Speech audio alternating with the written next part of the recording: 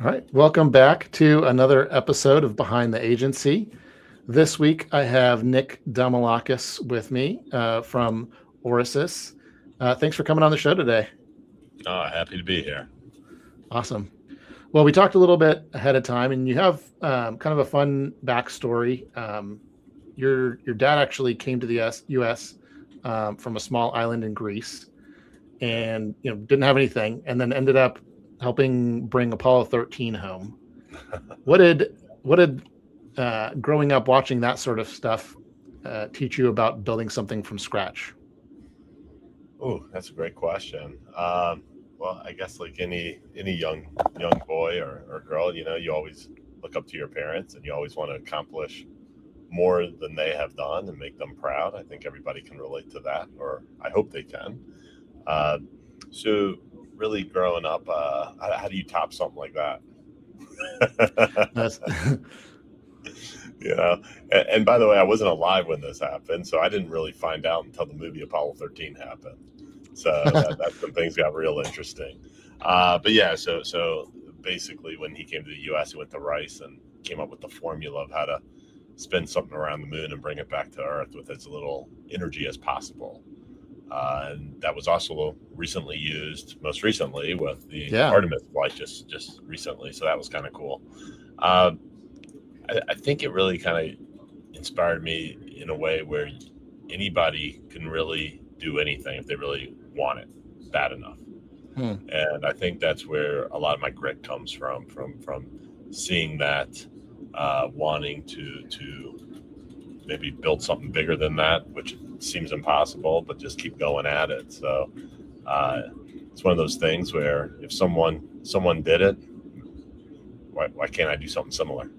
Yeah. Well, I think it also kind of maybe highlights how much like having sort of a hunger is something to kind of maybe optimize for, in your own company or something like that. Like are your people motivated or hungry to grow or to learn? Yeah. It's definitely the grit side, Yeah. definitely the grit, which you need a lot of grit if you're starting a company. Yeah, no, absolutely.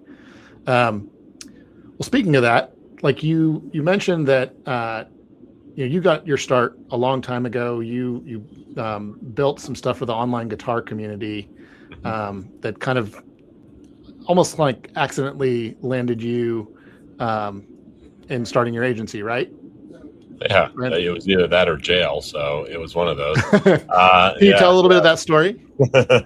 Yeah, so I always wanted to be a musician. I'm a guitar player at heart, and all throughout high school, I spent more time in the bars playing music than I did studying or anything else. So music's where my heart is at. However, it doesn't really pay the bills. So when I went off to college and took my first computer science class, one of the first classes I took was a computer science class, building websites, and kind of brought my knowledge of my passion and love for music and my new passion for developing software online, and created the first site back in the 90s that put guitar tablature online. Now, there's a lot to say here of what and how that happened, but at the end of the day, I ended up having a meeting with Harry Fox Agency, Sony, and BMG in regards to, hey, you don't have the right to do this. And what I really learned out of that is how you can disrupt an industry and how easy it is to disrupt an industry with just some passion, a computer, and back then it was a modem. Yeah. So ended up really finding that, hey, if I could do it for this, imagine what I could do if I did this full time for helping companies getting online and helping them with their web presence. Yeah. Like it all just starts with a good idea and then just executing on it. Yeah, some would say it's a good idea. Others would say, "What were you thinking?" Yeah. Well, I mean, it was solving a problem that maybe they didn't. It was solving a problem, right? Definitely. Hey, why pay $6 for this sheet music when you can just go online and get it for free? So, there were a couple write-ups in it in the New York Times, and it definitely helped catapult my career. Definitely a lot of job opportunities came my way, but just stayed in school. I ended up just staying in school, and then I stayed in school for a master's. Just wanted to keep learning. Nice. Well, speaking of opportunities that came your way, I know one of the things you mentioned previously is that the NFL actually became a client. Was that like by accident? How did that come about? And yeah, can you talk a little bit about that lots story? of stories there. I mean, all great stories, I feel like, are accidents, little accidents, but you just got to keep getting out there and being present and keep going at it.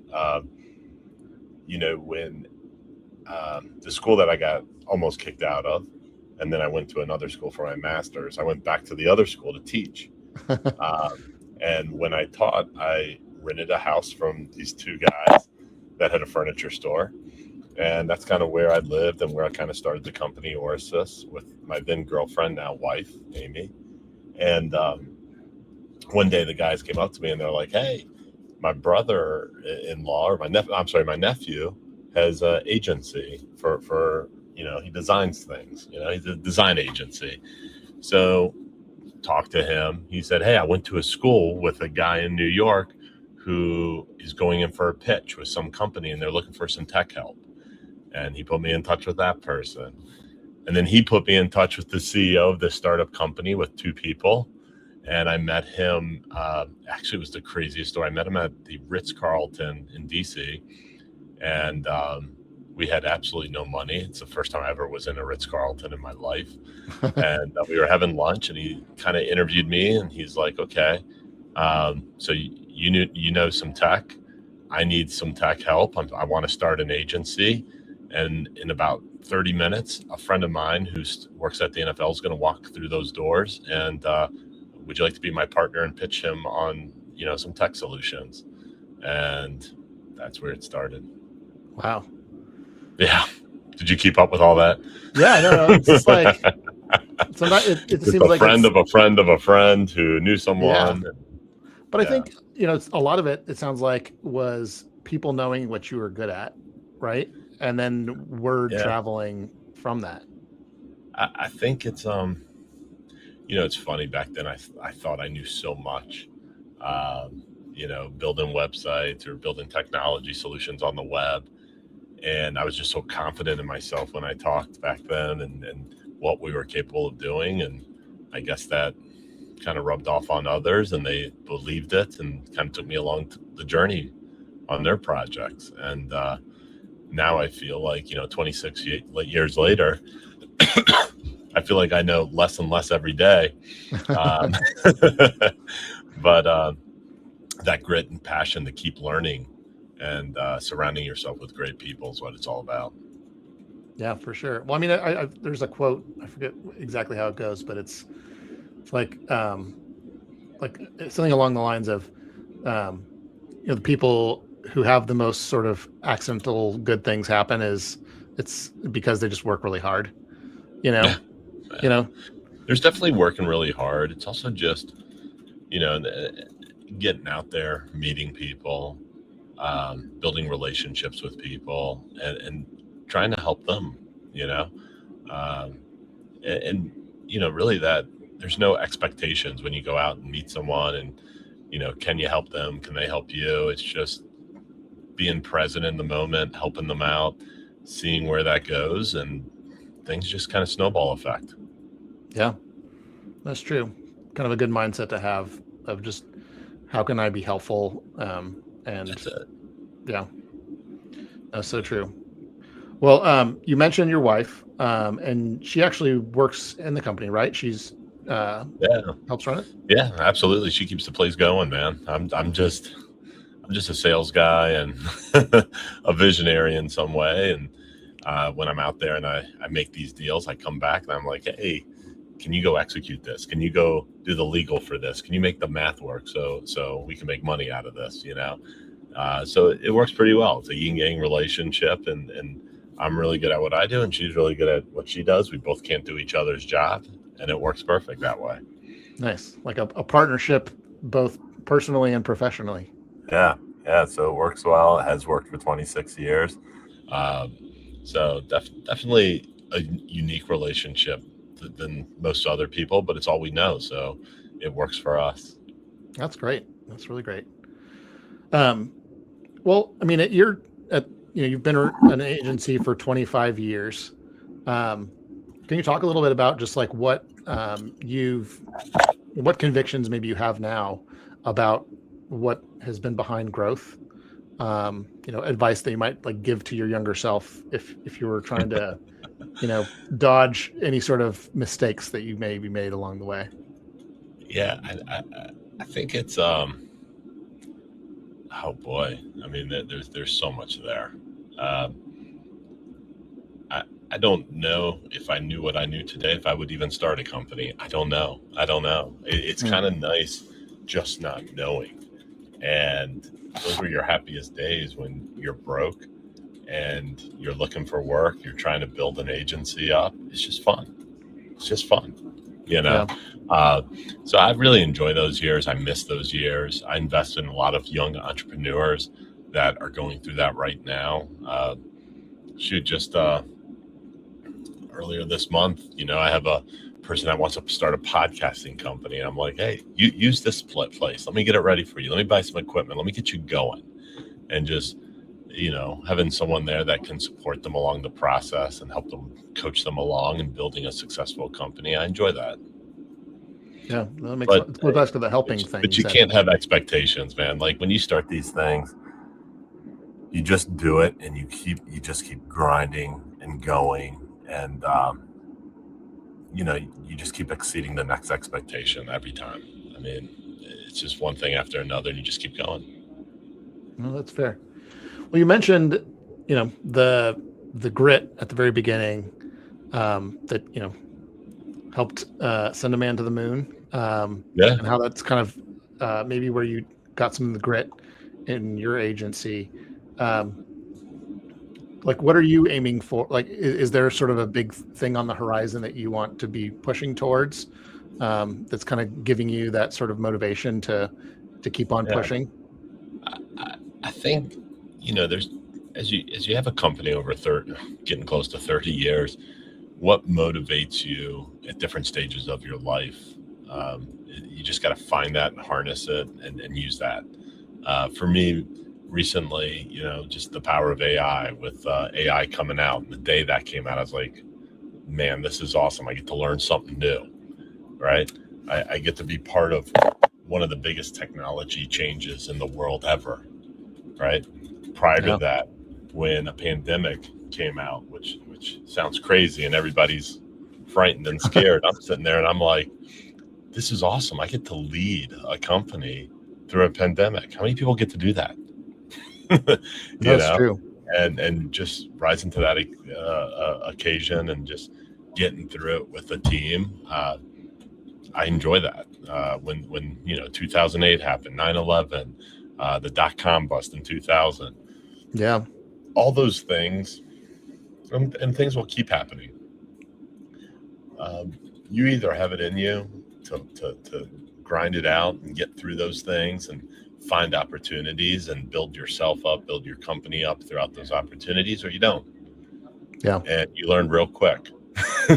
And when you start having a company with people and you're responsible for all those souls, you find a way to make it work. Yeah.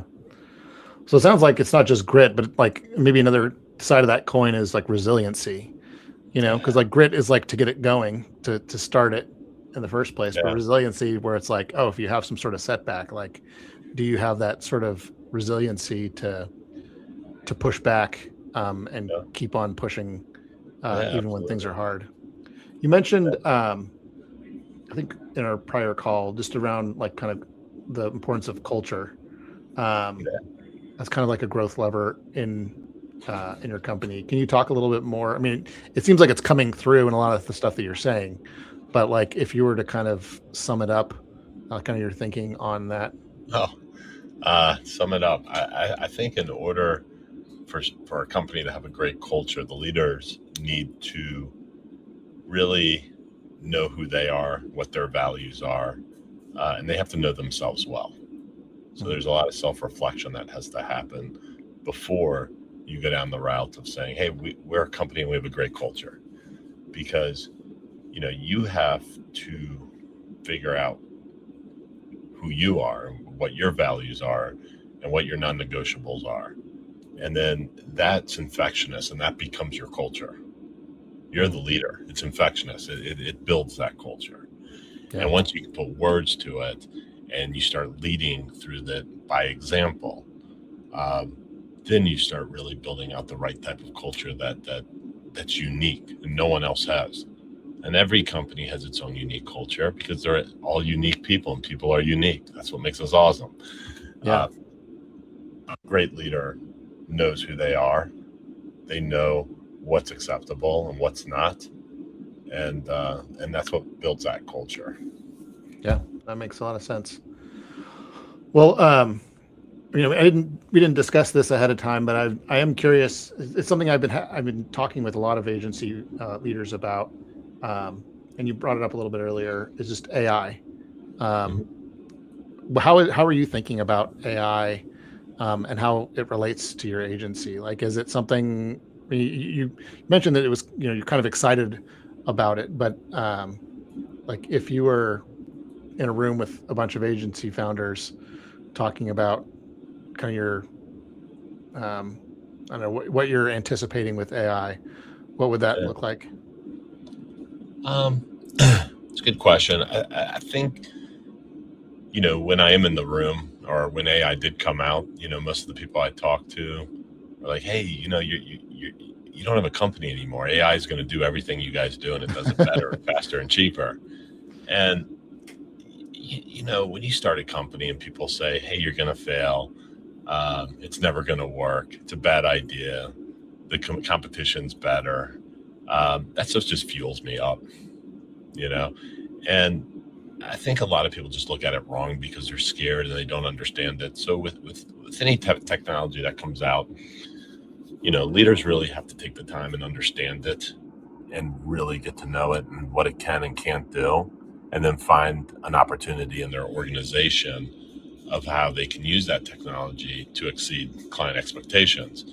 So every company goes through what I call like an S curve. You kind of start, you hockey stick as you start building up your business, and at some point you're going to hit a plateau. Yeah. Right. And what you have to do is say, okay, we need to change our organization, and we got to jump the S curve, and we're going to change the way we do business and how we do business and how we deliver. And AI was that. So today, now it took us a journey to get there. It's been a 3-year journey. I mean, AI's only been out for 1,200 days. And, when we first started it, I was like, okay, I see something here. Then it's how do you lead people through that journey in a positive manner? How do you get rid of their fears? How do you give them the right vision, give them the right skill, the right resources, the right action plan? How do you get consensus? All those things are leadership that you have to do in order to get through this AI transformation, which is going to be one of the biggest digital transformations ever. Oh, man, seriously. And that's coming from someone who built a company when the internet came out. Yeah. So when we started the company in the 90s, 94, 95, right? Everyone was still like on Prodigy and AOL and had fax machines, and Yellow Pages was out. Well, we're in that era of AI. We're in the 94, 95 era of the internet. Well, we're in the 2024, 2026 era of AI. Yeah. Right. Nobody knows where it's going to go. Nobody really understands the power of it. Right. But you got to use this technology. You got to bring it into your culture. You got to retrain your people. You got to reskill them, or else you and your people will become obsolete. Yeah. So where I think a lot of organizations aren't spending enough time is reskilling their people, giving them the resources, the training, reskilling them to even survive. Yeah. Okay. I think that's hugely important. I mean, unfortunately, there's a lot of companies that are just trying to increase efficiency and then downsize. And I mean, I saw this thing recently. This is like a thesis, I think, of Sequoia, that they're calling it services as a software, Basically, they think that moving forward, there's going to be essentially that agencies are going to be the place to invest, because if like software as a service, like typical SaaS, is I guess more easily commodified because of AI. Well, the part that can't be commodified is like the human judgment and taste that's in there. And so agencies that they can promise a certain outcome, but then, on their side of things, they can use tools and software and AI to make it as efficient as they can. Like basically they think that moving forward, you're going to see more people selling outcomes, and then just optimizing whatever that looks like on the back end. I think everyone's trying to figure out how to bill from time and material to going to outcome-based, value-based billing. How do you change your organizational structure? There's so much things that need changed. And there's going to be some companies that don't do anything. And as I always say, comfort's the enemy of progress, and they'll be obsolete. They'll be obsolete. And the next generation of leaders will be coming out. And I want to be on the side of the next generation coming out ahead. Yeah. Well, it's like the people back in the day who are like, computers, like, we don't need a computer, like in the old like Mad Men era or something. So yeah, it's coming whether you like it or not. It's just a matter of figuring out how to use the tool the right way. Absolutely. Totally. Well, this has been a really fun conversation. I'd love for if people want to follow up with you, either for work or for just to get to know you and network with you. What's the best way for people to connect with you?